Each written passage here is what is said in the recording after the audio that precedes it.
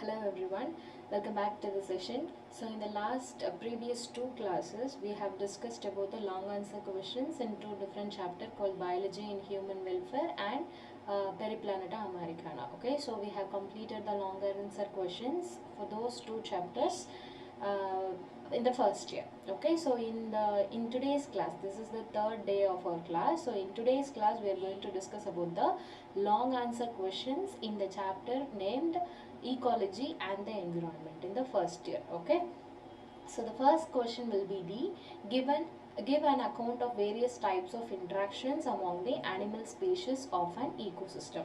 So this questions is coming from the topic which is called as the species interaction. Okay, so you should know two species will always interact with each other in the environment. Okay, so that is what an ecosystem.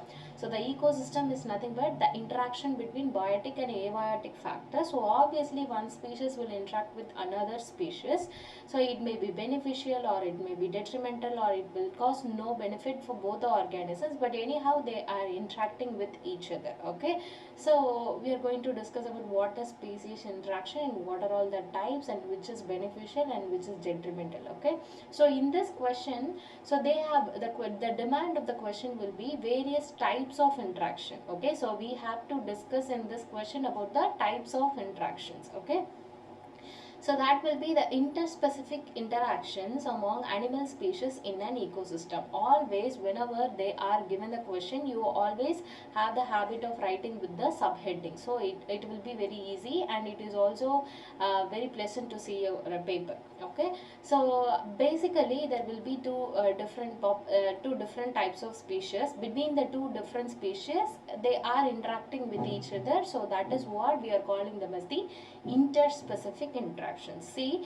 interspecific means interactions between two different species. Okay, so those interactions may be beneficial. Okay, so that may be beneficial for both the species or either one of the species. Okay, that will be detrimental. That will be detrimental to both the species or either of the species. Okay, that will cause no effect to any of the species. So that these are all the basic types of interactions. Okay, see, the name of interactions will be, the first one will be the mutualism.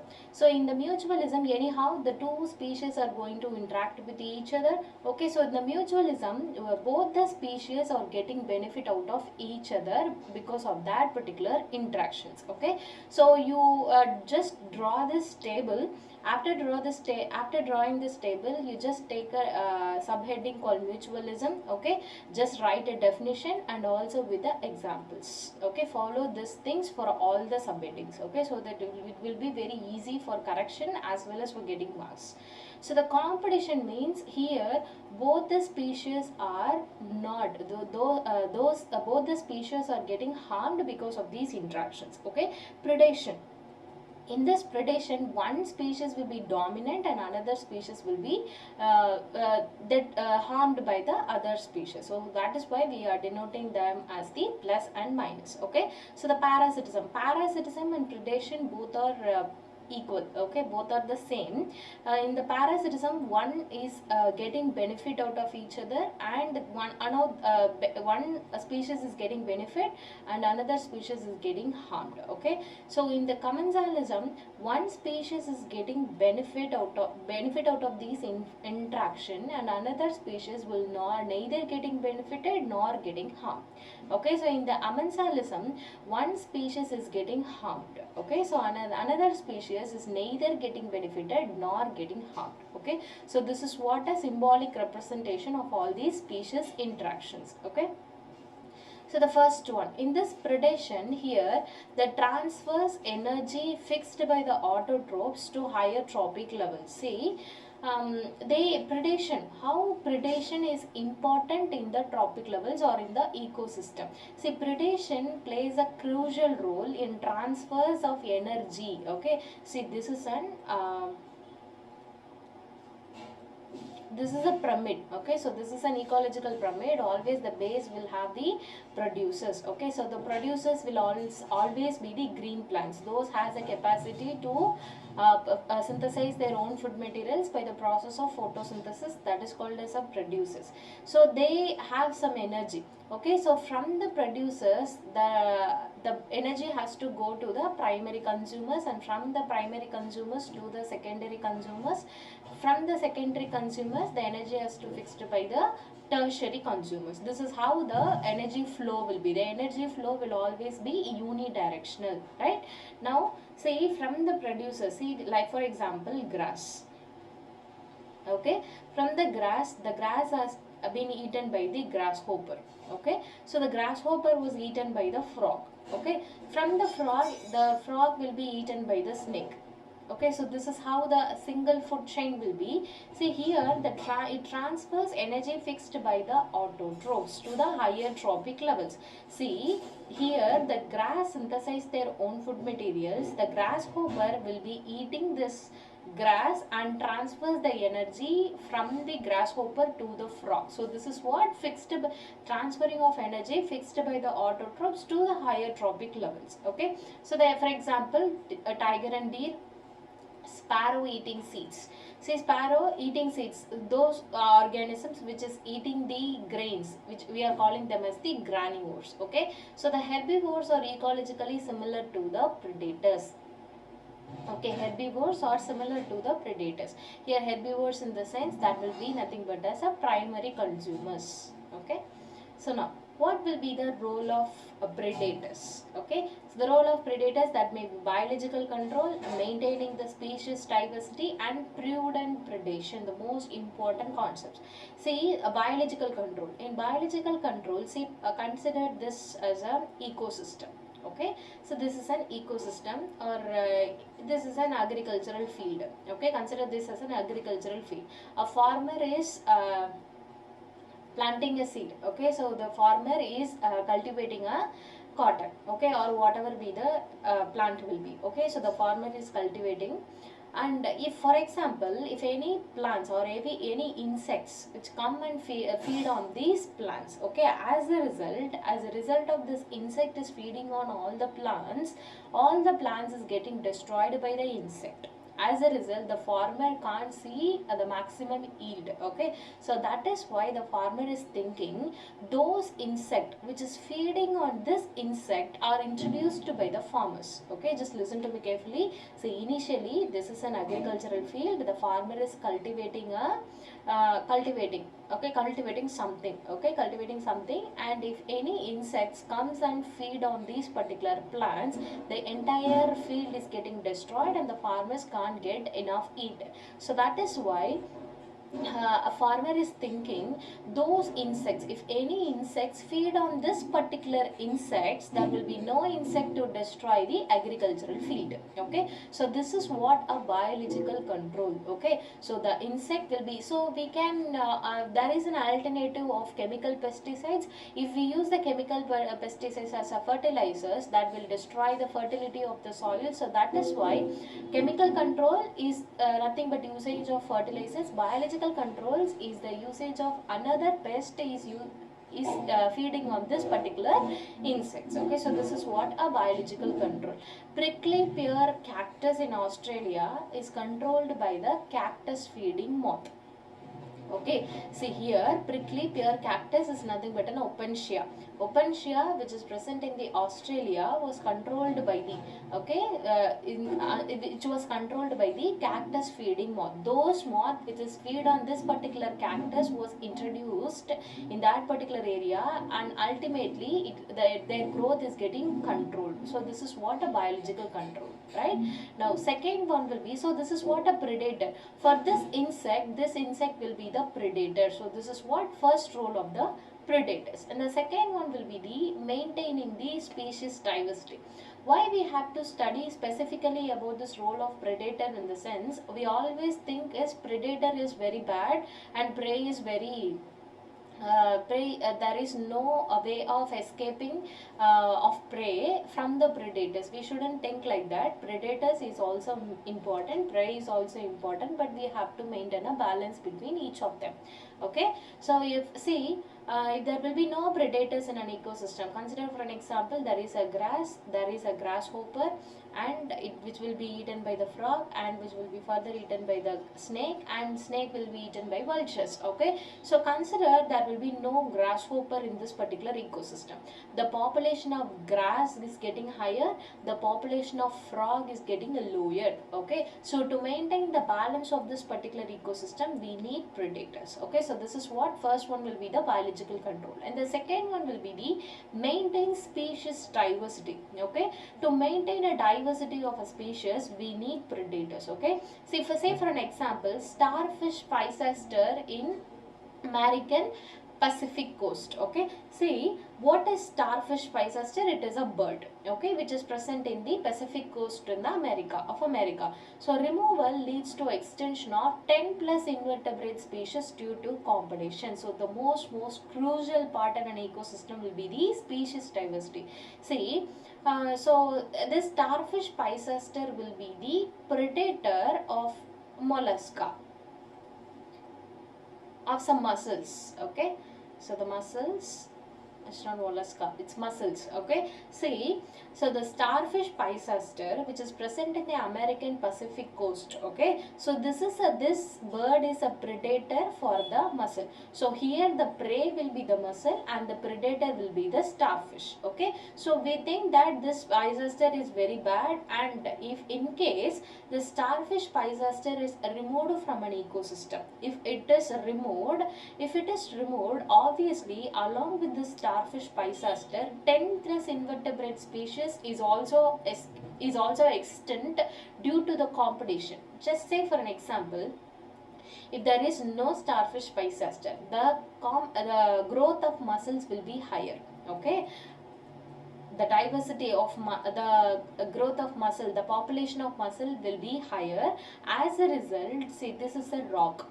In this rock, the mussel will be the mussel is living in this rock. Okay, so if starfish physaster is here, if the mussel population will be in balance. Okay, so it will be in the balance, and also along with the mussel, there is also some other many invertebrate species is also living in this rock. Okay, so this particular rock is the habitat for both the mussel as well as many of the invertebrate species. Okay, so this is the first point.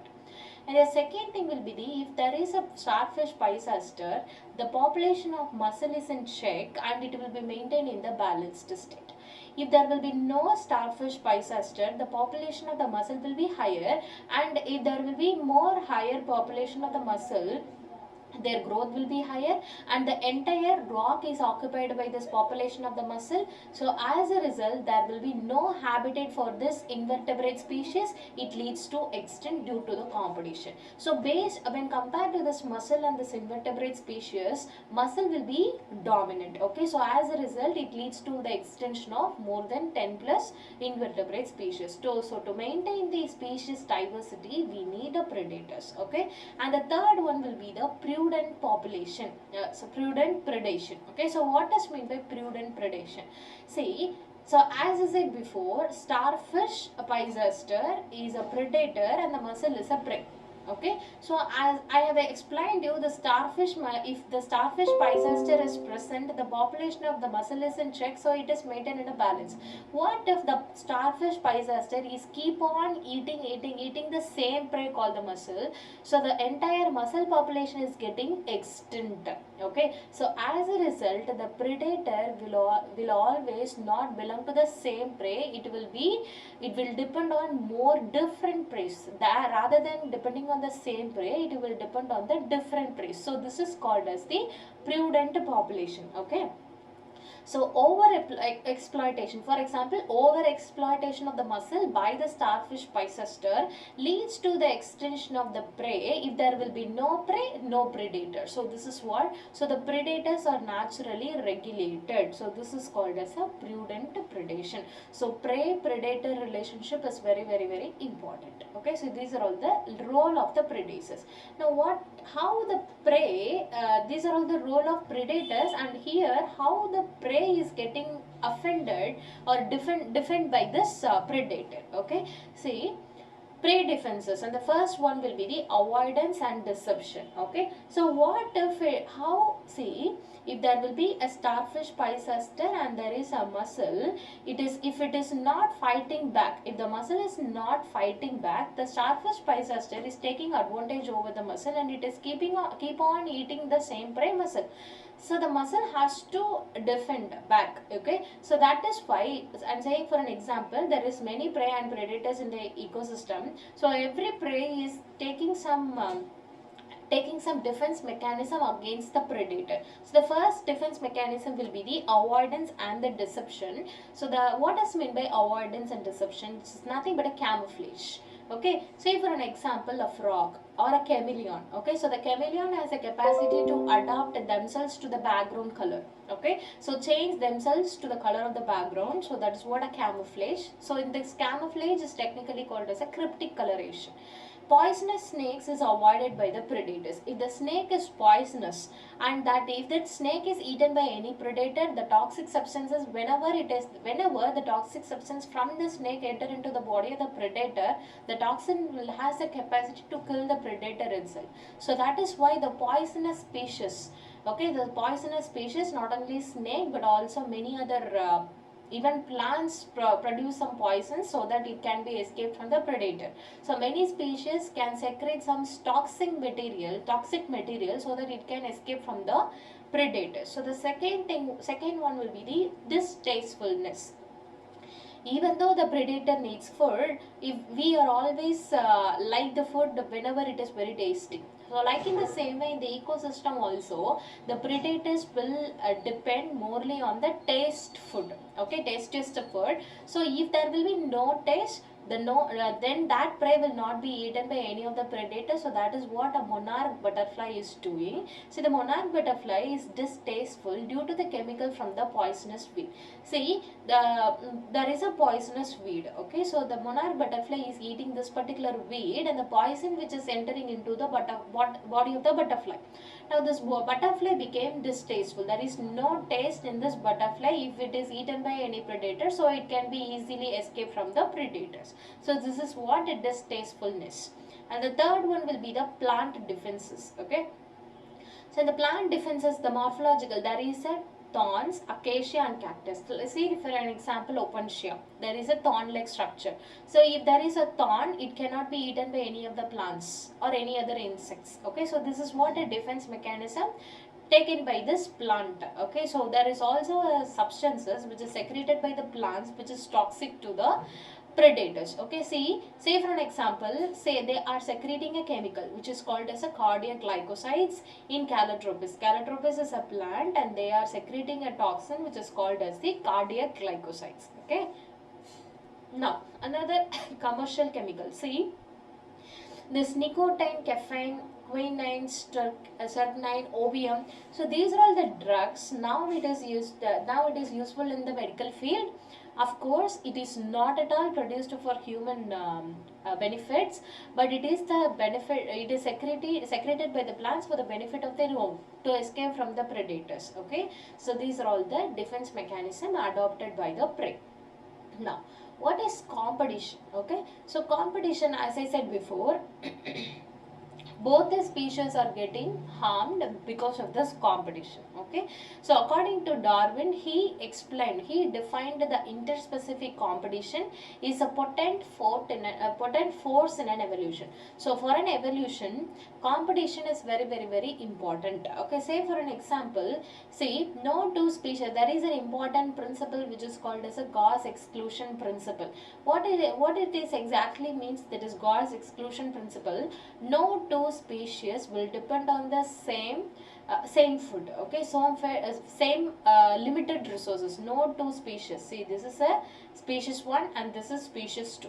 There is a limited resources. Okay, and that resources will be sufficient only for this one species. But here there will be different two species, no two species. Okay, if these two species are depending on the same limited resources, there will be no resources. At last both the species is getting extinct from the environment or an ecosystem. So that is why if there will be that is a principle saying, so no two species living in the same ecosystem depend on the same resources whenever the resources is limited. So that is why these species are evolving into niche differentiation. Say for an example, so there is a tree. Okay, so there is a tree. Example, a warbler species. Warbler is a bird. So here is a bird. Some of the bird is living in the top. Some of the birds are living in the.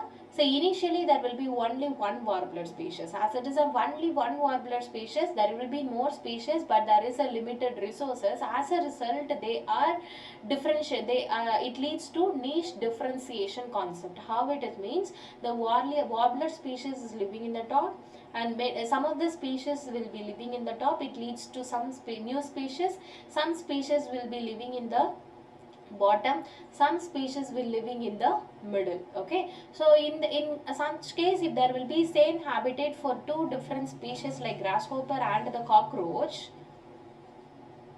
okay, so the cockroach becomes a nocturnal animal and some other insect will become a diurnal animal. So this is also a competitive exclusion principle only. Okay, so as a result of this competitive exclusion principle, many species will evolve into new niche differentiation. Okay, so that is what Darwin saying. So this interspecific competition is a potent force of the evolution.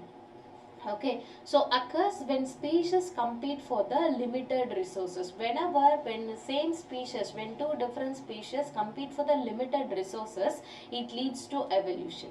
Not limited to closely related species. It is not at all related to the closely related species, but also for all the species. Okay, so now parasitism. See, in the body of the cow we can see ticks. Okay, so that ticks will be attached to the body of the cow, and it will suck all the bloods or nutrients from the cow. So as a result, the cow is getting affected and the parasite is getting harmed. Here the cow is nothing but a host. Okay, so here the host are getting harmed and the parasites is getting benefited. So plus and minus.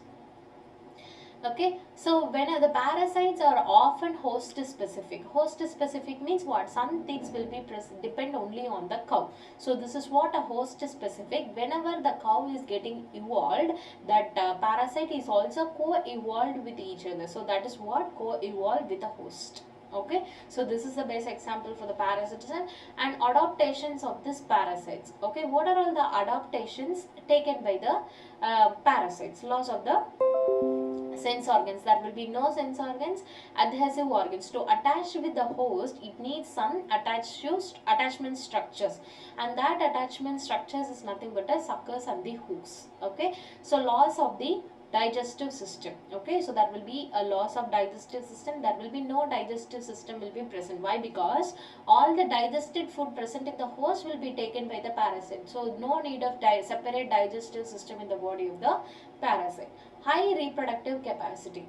Always the parasites have the higher reproductive capacity. Why? Because in the limited period of time, it has to multiply their population. So that is what they are having a high reproductive capacity. And they are having a complex life cycle with intermediate host or the vector. Say for an example, there is a parasite which is called as a Plasmodium vivax. Yesterday's class we have discussed about that. So Plasmodium is a parasite, that is a protozoan that mosquito and human. These mosquito and human is acting as the host to complete the life cycle of this particular parasite, which is called as a Plasmodium. So that is what complex life cycle with intermediate host or the vector. So this Plasmodium, they are having a complex life cycle because it needs to host to complete the life cycle. As it is a digenetic, so it will be a complex life cycle. Okay, so these are all as an example of the parasites. Example, human liver fluke. Okay, so in human liver fluke, which is coming under the phylum Platyhelminthes, so this liver fluke needs two hosts, that is snail and fish as a intermediate host. For malaria, malarial parasite, mosquito as a vector. Okay, so these are all the best examples for the parasites. What will be the effect on the host? Reduced survival, okay, growth and reproduction. So these are all the effects experienced by the host as the parasite is keep on exploiting the host. This will be the result. Increased vulnerability to predation, commensalism. Okay, so see, commensalism in sense minus and minus, which means both the organisms are neither getting commensalism means plus or zero, which means one organism is getting benefited and other organism is neither getting benefited nor getting harm. Some of the parasites will also leads to this commensalism. Okay, one specific benefits and other is getting unaffected. An example will be the barnacles on the whale's back. Okay, so here the barnacles needs a movement. Okay, so the whales will doesn't have any of the benefit because of the attachment of this barnacle. So that is what a commensalism is saying. Okay. Now, mutualism, here both the organism is getting benefited, plus and plus. Okay, so both the species are getting benefited with each other. It will be common in plants and animal relationship. Why? Because see, the animal, nothing but an insects, and the plant is secreting a nectar. Okay, and the nectar is taken by the insects. So whenever it is shifting from one plant to the another plant of the same species, their pollen grains will be attached with the leg of that insect. Whenever it is shifting from one plant to another, it is not only taking the nectar, but it is also spreading the pollens of the plants. It is helping in the seed dispersal as well as the pollination. Okay, so this is what a mutualism. Now, so this is what done interactions of the animal species of an ecosystem. Okay, so this is the basic thing. So we are going to see the second question. Okay, so the second question, describe a lake as an ecosystem, giving example for the various zones and biotic component in it. Which means what they are asking about the lake ecosystem, and we have to give many examples. Okay, so what are all the interactions taking place in the lake ecosystem, and what is meant by lake ecosystem, what is the uniqueness between this ecosystem with another ecosystem? If we discuss all these things, that's all about this question. So first, what is meant by this lake ecosystem? A lake is a large inland water body. It is a standing or still water. See, there is a two technical word which is called as a lentic and lotic. See, lentic means it is standing still. Lotic means it is moving water. The moving water is called as lotic. Lentic means still water. It is standing still. It is not moving anywhere. Okay, so it is a closed water body. That is what an inland water body. It is deeper than ponds. Okay, when compared to ponds, a lake is little bit deeper and contain water throughout the year, and light penetration in deep lakes is limited to 200 meters. If the lake is very deep, the light penetration will not be reached the bottom of the lake, but it will be limited to the 200 meters. Okay,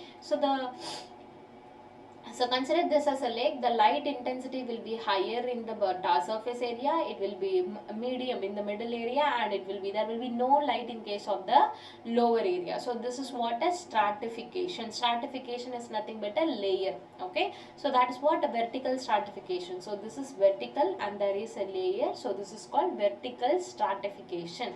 So the vertical stratification of the lake is based on three important factors. First one will be the light intensity. Okay, so based on the light, as the light is present, what will be the species diversity in the surface, and based on the temperature, what will be the species diversity, based on the pressure, what will be the species diversity. Okay, always note this point, temperature will be indirectly proportional to the pressure.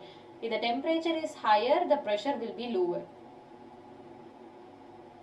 If the temperature is lower, and the pressure will be higher. So this is what an important thing between this pressure and the temperature. Both are inversely proportional. Okay, so the first zone will be the littoral zone, limnatic zone and profundal zone. Okay, so these are all the three important zones in the lake ecosystem. The first one will be the littoral zone.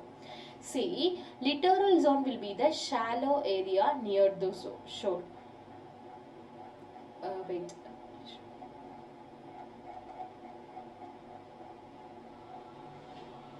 Okay, so littoral zone means this is a lake. Okay, so this is a shore. Okay, this is a shore, and whenever there will be the see 1 minute.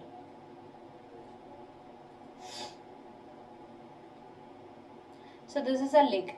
Okay, so here it's a immediately after the land area, immediately the water will not be very deep. Okay, so instead there will be some water, less water, little deep, and some more deep, and very deep. This is how it will be. Okay, so the area or the zone which is nearer to the shore, which is called as a littoral zone.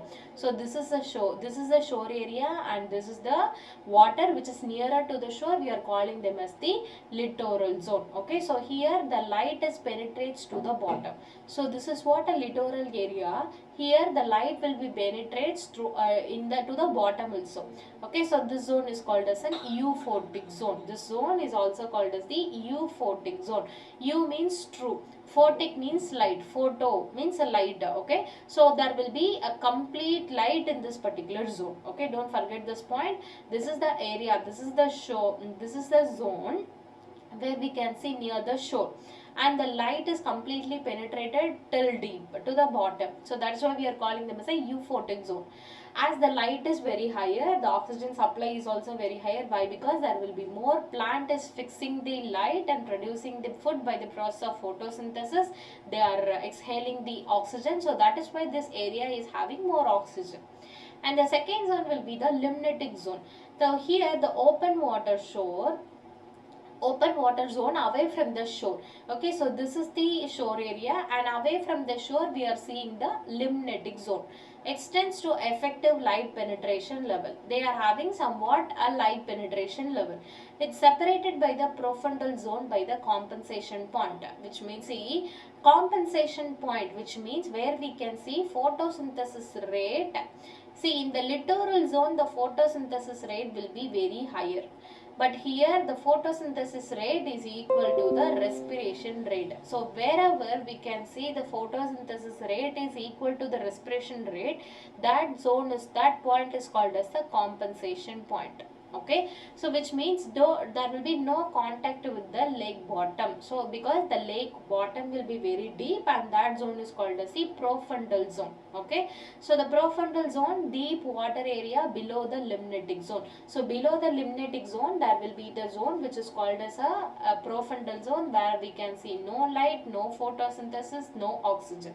Okay, so as there will be no photosynthesis, no oxygen, definitely there will be an organisms, but those organisms will not depend on the oxygen. So that is why we are calling them as the anaerobic organism. They are feeding on the detritus. Okay, now what will be the biotic components of the lake ecosystem? So we have studied about the what is lake ecosystem and their various zones, and what will be the biotic components in the lake ecosystem. First one will be the what will be the biotic biota which is present in the littoral zone. Okay, first that is plants. The emerged root plants, there will be the rooted plants will be there. Example typha, sarpus, okay, sagittaria. Okay, so this is very important. So these are all the rooted plants which is present in the littoral zone. Also we can see rooted floating leaf plants, nymphaea, nelumbu and trappa. Okay, so a little bit submerged plants. Submerged plants will also be there, hydrilla, chara and potamogeton. Okay, and free floating plants, pistia, olfia, lemna, azola, iconia species. So these are all the plant species seen in the littoral zones. And in the phytoplanktons, what are all the phytoplanktons that is present in the lake ecosystem? That will be the diatoms. Okay, the example for diatoms will be the coccinodiscus, Nitschia, and green algae, Volvox and Spirogyra, euglenoids, euglena and Phacus will be there, dinoflagellates, Gymnodium and Cystodinium. So these are all the phytoplanktons. Okay, so they are also present here. And what are all the faunas? There is zooplankton. Zooplankton in the sense Daphnia, rotifers, ostracods. Okay, see, another thing we have to discuss about this newston, nekton, periphyton, benthos. What is mean by newston? See, so in the newston means this is a surface and there is a surface living organism. So that is called as a newston. We have a hyponewston and epinewston. Okay, so hyponewston means below the surface, epinewston above the surface. So this is what an hyponewston and epinewston. See, many of the mosquito larvae, so whenever there will be a stagnant water, mosquito larval stages will be developing on that stagnant water. So that is why we are calling them as the newston. So epinewston, that is Geris, Dinudes, beetles. So these are also living in the epinewston, which is below the surface. Okay, but anyhow both will be living in the surface of the water. Now what is nekton? Below the newston. Okay, fishes, amphibians, water snakes, terrapins, tranataria. So all these faunas will be present in the lakes. Now periphyton, water snails will be there, insect nymphs, bryozoans, turbularians. So these are all the faunas which is present in the periphyton area where we can see the limited light supply. And benthos, here it will be red annelids, chironomid larvae, crayfish, isopods, amphipods, clams. So these are all the faunas which is present in the lake ecosystem, in the more specifically the littoral zone. In the limnatic biota and the profundal biota. So in the limnatic zone there will be an autotrophs where we can see the light supply, light penetration will be there in the limnatic zone. So we can see the autotrophs here. So eglinoids, diatoms, cyanobacteria, dinoflagellates, green algae. So these are all the autotrophs, okay, which is present in the limnatic zone. Zooplankton, scopods will also be there. Nekton, fishes, frogs, water snakes will also be there in the limnatic zone. Now what is there in the profundal zone? In the profundal zone there will be a decomposed, there will be the detritus feeders. Okay, so decomposers, definitely bacteria will be there. Detritus feeders, chironomid larvae, Chaeoborus, phantom larvae, red annelids, clams. So these are all the detritus feeders. So the decomposes this the one releasing the nutrients reused by the littoral and limnatic zone. So all the littoral and the limnatic detritus will be present in the profundal zone. So that will be fed by this detritus which is present in the profundal zone, right? Now, what are all the functional aspects of this lake ecosystem? What will be the functional aspects? So, autotrophs converts the inorganic substances into the organic matter using the solar energy. Okay, we know that in the lake ecosystem we are having an autotrophs. In the autotrophs, they are in the process of photosynthesis, they are converting the inorganic substances like carbon dioxide and water in the presence of sunlight and chlorophyll. They are converting into glucose, which is nothing but an organic matter. So by using the solar energy. Now heterotrophs. So these plants, these green plants is feed on the heterotrophs. Those can't prepare their own food materials. They depend on the producers. And decomposers mineralize the dead matter, recycling the nutrients for the autotrophs. Once again, the nutrients whenever the decomposers is breaking the dead and decaying organic matter, some of the organic matter will be left out and that nutrient will be reused by the plants. Now so this is what a lake ecosystem. Okay, so this is what our second question. And a third question will be the various types of ecosystem on the earth. What are all the ecosystems present in the earth? Okay, so give us subheading types of ecosystem on the earth. So what is, first of all, what is ecosystem? It is a functional complete unit of a nature. So this is a complete unit in an environment. That complete unit is nothing but an ecosystem. So the ecosystem will be the functional unit, we can say like that. Okay, so ecosystem, there will be an interaction between biotic and abiotic factors. So this is what an ecosystem. Okay, so that will be various in size. Some ecosystem will be very higher in size, some ecosystem will be very low, smaller in size. Okay, so it may vary in size from a small pond to a large forest or sea. Okay, so from the forest ecosystem and ocean ecosystem, when compared to both these things, we know see, these are all the larger ecosystem when compared to to the pond ecosystem. Pond ecosystem were very small, and even though it is very small, we are saying this pond ecosystem is a self-sufficient ecosystem. Okay. Now, so the biosphere is considered as a global ecosystem. They are composed of many local ecosystems. Basically, we can classify this ecosystem into two. One is natural ecosystem and another one is artificial ecosystem. So in the natural ecosystem, further we can classify them into two, aquatic and terrestrial. See, for basically we can classify this ecosystem into natural and artificial. So in the natural ecosystem, further we can classify them into two, aquatic and terrestrial ecosystem. Okay. So in the aquatic ecosystem, further we can classify them into freshwater, marine water. Okay. So that is why freshwater and estuarine ecosystem. See, marine water ecosystem is the largest aquatic ecosystem and stable ecosystem, the most important point. And estuarine ecosystem will be, what is meant by estuary? Where we can see the fresh water, that is river, is joining the sea. That meeting area is called as an estuary. Okay, seawater ascends into river twice daily due to the tides. Okay, so they are meeting the river water twice daily. Okay, so due to the tide in the ocean. So salinity varies with the reasons. Okay, so the salinity will be vary based on the river flow. Okay, see, salinity in the rainy season and the summer season. See, in the rainy season there will be salinity will be very low. Why? Because many fresh water will be mixed with the sea. Due to the river outflow to the sea, there will be the salinity will be very low.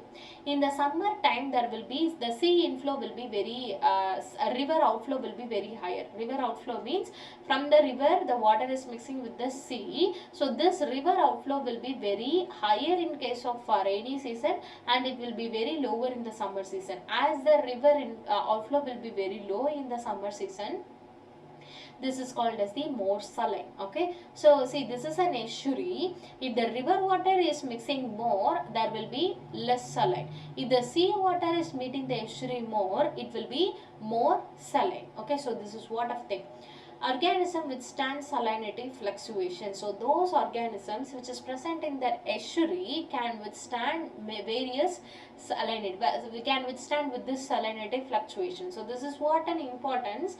See, whenever the organisms present in the river ecosystem and the sea water ecosystem, they have an own individuality. When compared to these organisms present in these both the ecosystem, the species which is present in the estuarine ecosystem will have wide range of capability. Okay. Now, the third one will be the freshwater ecosystem. So, in the freshwater ecosystem, that will be the smallest aquatic ecosystem. See, marine water will be the largest aquatic ecosystem and the freshwater will be the smallest aquatic ecosystem. Okay. So, it includes rivers, lakes and ponds. So, the river ecosystem, lake ecosystem, pond ecosystem, everything will be coming under the freshwater ecosystem. So, this will be divided into two, lentic ecosystem and lotic ecosystem. As I explained you before, those water which is not flowing, okay, flowing into the sea, so that is called as a lentic. It will be still water, it is a standing water. Lotic water means it is a flowing water like rivers and streams. Okay, so if it is a community, we are calling them as a lentic community and lotic community. Okay, so the study of this freshwater ecosystem is called as the limnology. Okay, now terrestrial ecosystem.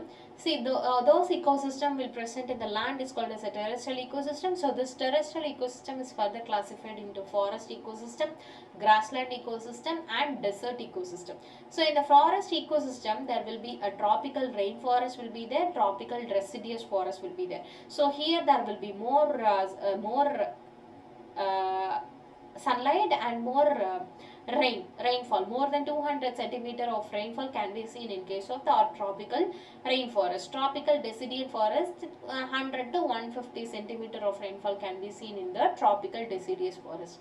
So the grassland ecosystem, it is found in the Himalayan region. Okay, in the Himalayan region, we can see the grassland ecosystem. It is occupying the sandy and saline soils in the western Rajasthan. So these are all the area where we can see the grassland ecosystem. So the desert ecosystem, the areas where we can see less than 25 centimeter of rainfall is called as a desert ecosystem. And there will be, of course, there also we can see plants and animals. So here the plants will have certain adaptations to withstand that temperature. Okay, so we are having two types of desert. One is hard desert and cold desert. Hard desert in India seen in the Thar desert, okay, Rajasthan, and the cold desert will be seen in the Ladakh area. So what about, just now we have, so far we have studied about the natural ecosystem. Now what is artificial ecosystem? So in the artificial ecosystem, that is nothing but the ecosystem which is man-made. Okay, so examples will be the cropland ecosystem, aquaculture ponds and aquaria. Cropland is nothing but an agriculture. Okay, aquaculture ponds and aquaria. So these are all the artificial ecosystem. If this question comes in your examination, don't miss out this. Okay, so just by writing the point by points with some examples, we can easily gain marks, right? Now fourth question will be the describe the different types of food chain that exist in an ecosystem. Okay, so there will be a food chain. Just now I have explained you one food chain, and there will be different types of food chain that exist in an ecosystem. We are going to see that. Okay, now energy flow and the tropic levels, how the energy is flowing and what is meant by tropic levels. The energy is flows into the biological systems from the sun. From the sun, the energy is fixed by the producers, and this biomass is entirely eaten by this primary consumer, and the primary consumer is eaten by the secondary consumer, followed by the tertiary consumer. This is what an energy flow.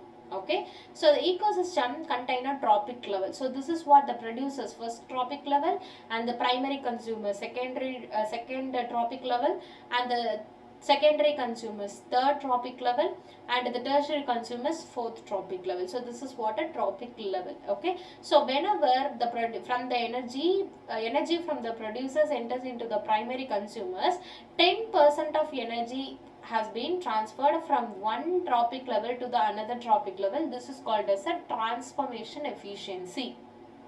Okay, so this is what, so like in the same way, this is what a primary consumer, from the primary consumers, 10% of energy will be transferred from primary consumer to the secondary consumer. 10% of energy has been transferred from the to a secondary consumer to the tertiary consumer. So the transformation efficiency will be similar with all the tropic levels. Okay, so ultimately the ultimate source of energy will be the sun. And examples, plant first tropic and second tropic will be the herbivores, that is plant eating organisms, and third tropic level will be the primary consumers, fourth tropic level will be the secondary consumers, fifth tropic level will be the climax carnivores. So these are all an important thing.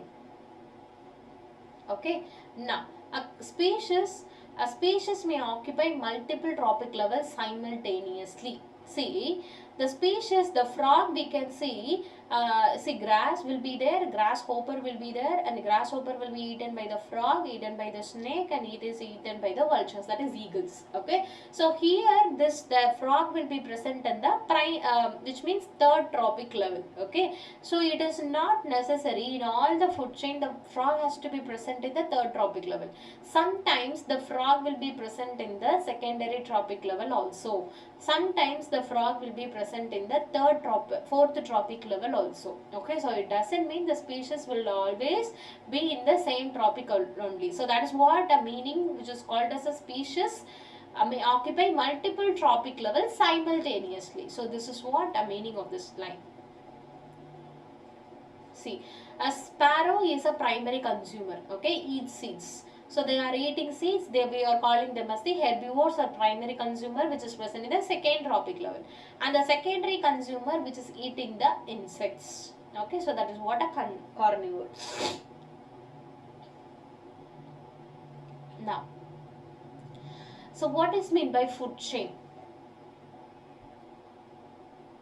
Okay, what is food chain? The food energy passes from lower to the higher tropic levels. So this is what food chain, which means there is a plant and the grasshopper will be there, and there is a frog, and there is a snake, and there is an vultures. Okay, so this is what the food energy will be passing from the lower tropic level to the higher tropic level. So this is what a food energy. Okay, it is what an energy flow, and this is a food chain. And always the vultures, the food chain will always be generally end with the decomposers. Always the food chain will be linear. So these are all the important keywords. Now we are having different types of food chains. The first type will be the grazing food chains. Okay, so the grazing food chains, the first trophic level, second trophic level, third, fourth and fifth. Okay, so rose bush will be there. This was eaten by the aphids. Aphids is eaten by the spider, eaten by the small birds and hawk. Okay, but here grass, goat and the man. Further the man will not be eaten by any of the animals. Okay, so man is the at most higher evolved animal. Okay, so that is why it will be the grazing food chain will be stopped. As the grazing food chains means what? Those which are feed on this particular grazing on the grass. Okay, this is what a grazing food chain. See, so this grazing food chain is also called as a predatory food chain. Okay, what is meant by predator? We know that one is going to eating on the prey. So this is what a predatory food chain. It is always begins with the green plants, that is producers, followed by herbivores, primary consumers, secondary, somewhat a climax carnivores will be there. And the number of trophic levels will be 3 to 5. Okay, and I have explained you many of the examples. Okay, from the it will be 3 and it will be 5. So 3 to 5 trophic levels will be present in case of grazing food chain. Now what is meant by parasitic food chain? Parasitic food chain, it will be begins with the producers. Again, it will be begins with the producers. Okay. Now, energy flows from the larger organisms to the smaller organisms. So, always the energy, it is not always the energy flows from the smaller organisms to the larger organisms, but it can also be possible vice versa. Okay, so large to the small. So, the first trophic level will be the tree. Okay, tree is also a producer. So in that tree many birds will be feed on the fruits or seeds. Okay, so that in birds many ectoparasites and endoparasites will also be there. So this is what a parasitic food chain. Okay, so unlike grazing food chain, higher trophic levels contains numerous small sized organisms. So this ecological pyramid will be inverted. Okay, so this is an important thing.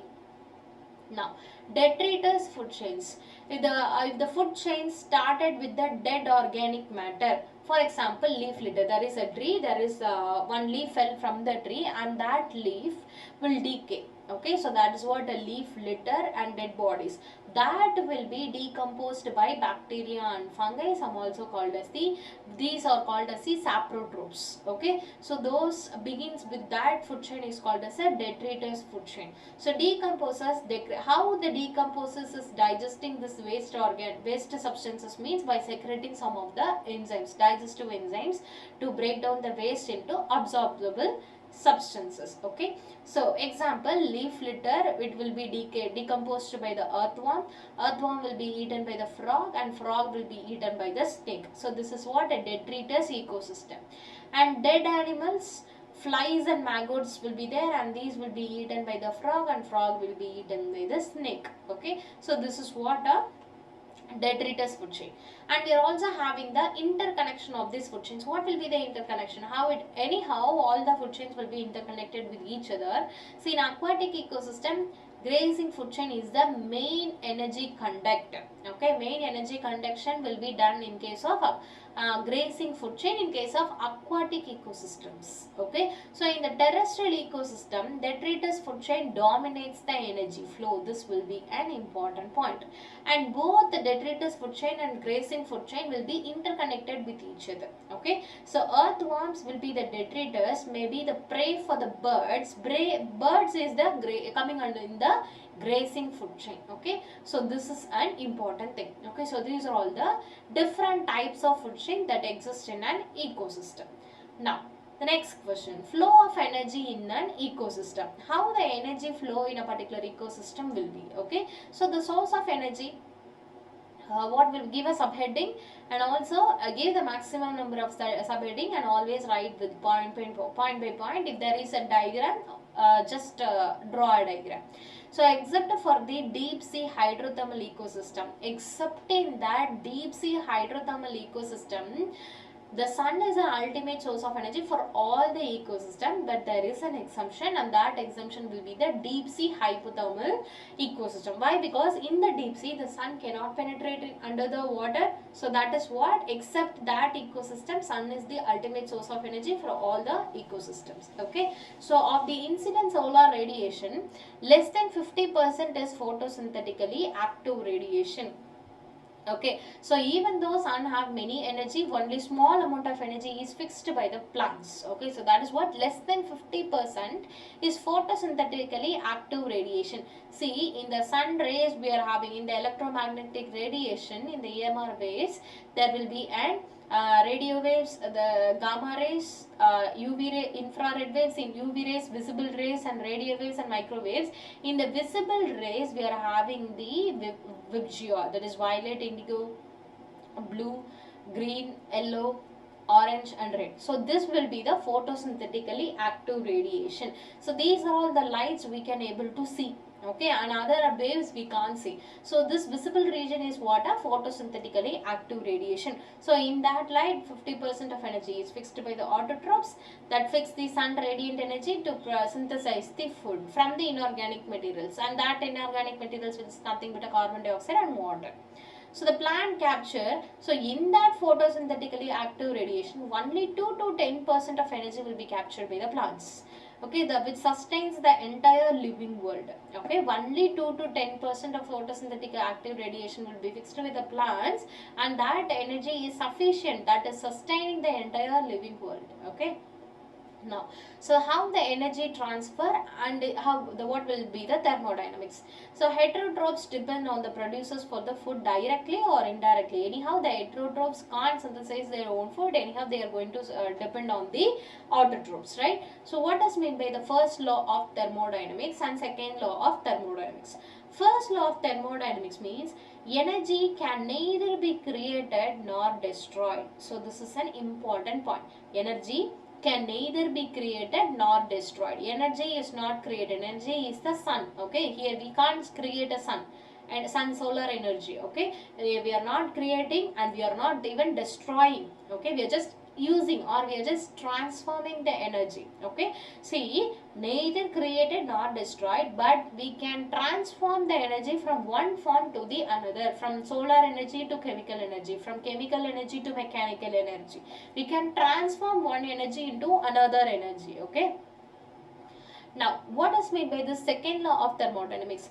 Energy transformation involves the degradation of energy. Okay, so that energy transformation, that transformation involves the degradation of energy. Here, the dispersed energy becomes unavailable heat energy, which means whenever we are transforming, some amount of heat is lost. Okay, during the energy transformation, some amount of energy is lost.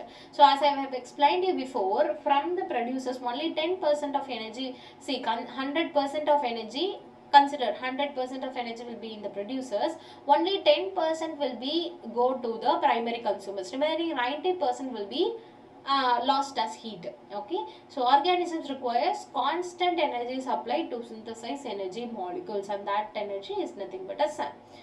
So this energy flow is nothing but transfer of energy through a food chain. Okay, so what will be the characteristics of energy flow? Ecosystem requires constant solar energy, and whenever from the producers the energy will be decreases. Okay, from the at the successive trophic level means from producers to primary, from primary to secondary, from secondary to tertiary. That is what a successive trophic levels. Whenever first trophic level to second trophic level, the energy transformed, it will be decreases. When organisms die, they become detritus, serving as an energy source for the decomposers. Okay, so anyhow, the energy will be transforming in different forms of energy. Okay. Now, what is meant by this standing crop. Okay, standing crop means each trophic level has a mass of living material at a given time. This is called as a standing crop. Standing crop means that trophic level has a mass of living material. The biomass is representing as a standing crop. So that will be measured by the biomass or the number of organisms per unit area. Per unit area, how many number of species will be there? Okay, how many number of individuals will be there? So biomass, that biomass will be measured as a fresh weight or the dry weight. So when compared to this fresh and dry weight is more accurate. Okay, so because in the fresh weight there will be more amount of water will be there, and water contains no usable energy. So the 10% law, which is an important law, this was introduced by the Lindemann. This is who is a founder of the modern ecosystem ecology. Okay, so a Lindemann rule or 10% rule or 10% law. Okay, so that is what only 10% of energy is stored or converted as the biomass. Remaining 10% of energy is lost via the respiration process. Okay, say for an example, if net primary productivity will be 100 kilojoule in plants, net primary productivity. Okay, so the net gross will be different. Okay, so net primary productivity means we are minus the we are subtracting the respiration from the gross primary productivity. That is what a net primary productivity. So consider this 100%, 100 kilojoule will be the net primary productivity of the plants. Okay, so now this plant will be eaten by the herbivore. 10% of energy will be used. So in the from the 100, if 10% is used, only 10 kilojoule will be entered into the herbivore. If 10 kilojoule will be taken by this carnivore, 1 kilojoule will be the biomass of the carnivore. So this is how we have to calculate the 10% law. Okay, so we'll wind up to this. We'll see in tomorrow's class. Okay, thank you so much.